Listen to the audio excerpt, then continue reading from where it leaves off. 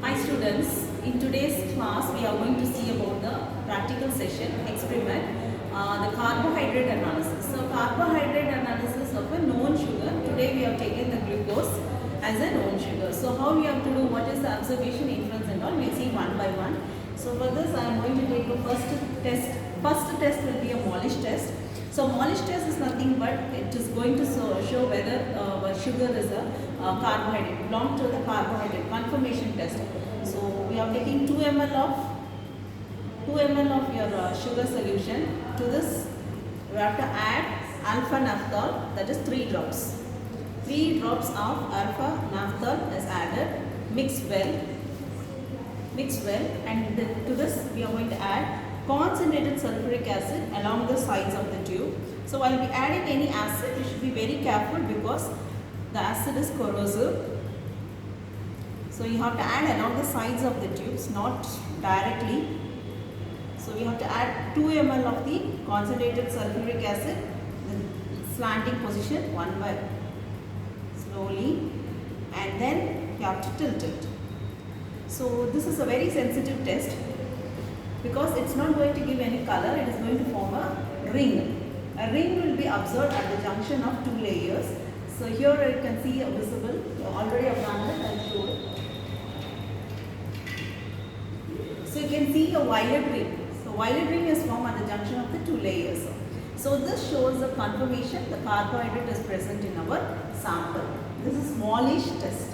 So the principle is that any carbohydrate undergoes with the dehydration to form furfural and reacts with the alpha naphthol and form this color formation. That's a violet color is formed. And the next test is reducing sugar. So we are going to find out whether our solution is a reducing or non-reducing. Further, the test is Benedict's test.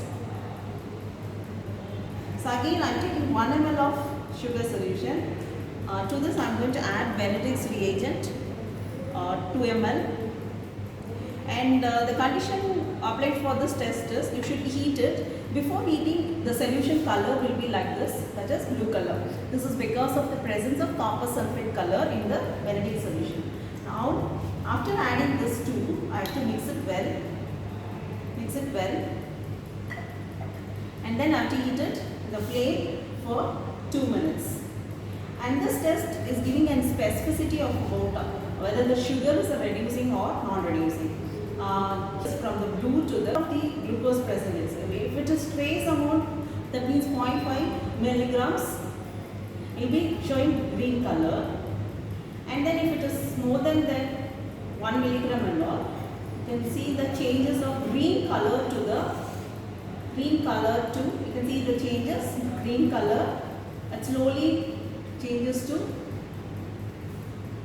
green to yellow. Green to yellow color, and from yellow color to brick red color. So that shows the presence of reducing sugar. That shows the presence of reducing sugar. So you can see the sugar solutions, color changes from the green to red color. So this is the reducing sugar. We confirm the presence of reducing sugar.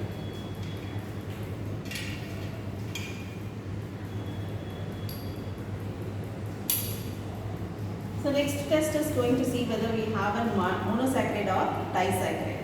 So mono disaccharide is the one which you have to distinguish because the given sugar may be a mono or di. If it is mono, that will be confirmed with a test called Barfoed's test. So Barfoed's test is the one which give an idea about whether our sugar is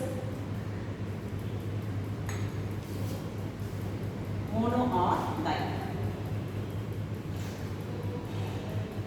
So here also you have to apply the heat, that is directly you have to heat the solution in the flame for 2 minutes. So what happened, it slowly changes from blue to green and green to red. So the red conformation, you have to heat exactly 2 minutes. If you prolong the heat, what happens, even disaccharides get hydrolyzed and it also gives a red color. So it should be specific on the time limit for this color formation. The Barfoed test is going to give the idea about whether it is mono or di. So you can see, expect this color changes in in the Barford step. If it changes like this within a time limit 2 minutes, it shows confirmation of monosaccharide. So I'll do again the Benedict's test because I left principle. So Benedict's test, I told you it's for reducing sugar. So 1 ml of this and then 2 ml of Benedict's reagent. We have to heat it. I'll tell the principle. Here our sugar is acting as a reducing agent which converts this blue color copper sulfate, that is cupric ion to cuprous oxide. Cupric ion to cuprous oxide. That is the principal line behind it. So only the reducing sugars can do like this. You can't expect for the disaccharide because disaccharide is the one don't have a disaccharide, that too sucrose. It's called non-reducing sugar, which won't give a red color formation. That shows it's a absence of reducing sugar. You can see that changes in color, brick red color is formed. So the cupric ion is converted to cuprous oxide in the presence of a reducing sugar, say for example glucose. Glucose is converting this one to blue color to brick red color, shows the presence of this test is very specific for the reducing sugar. Since the glucose is a reducing sugar, it answers for this. And the next one more test is there. That is Selivanov test. Selivanov test will give an idea about whether our sugar is belong to a keto or aldo sugar. So first I'll give a view about the glucose. So add a glucose solution and a Selivanov reagent. Selivanov reagent, you have to add it 1:2 ratio. And then again you heat it. Here also you have a specific time limit, 30 seconds. Within 30 seconds, if the solution changes from colorless to cherry red color, it shows the presence of keto sugar. The keto sugar example is fructose. So I heated for 30 seconds. So there is no color change. So it confirms that it is an absence of keto sugar, so presence of aldo sugar. So the given sugar should be a glucose. So for today's test, I am also carrying fructose also I am going to do.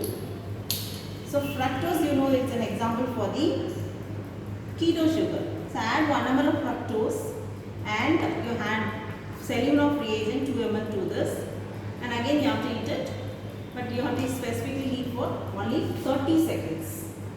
30 seconds.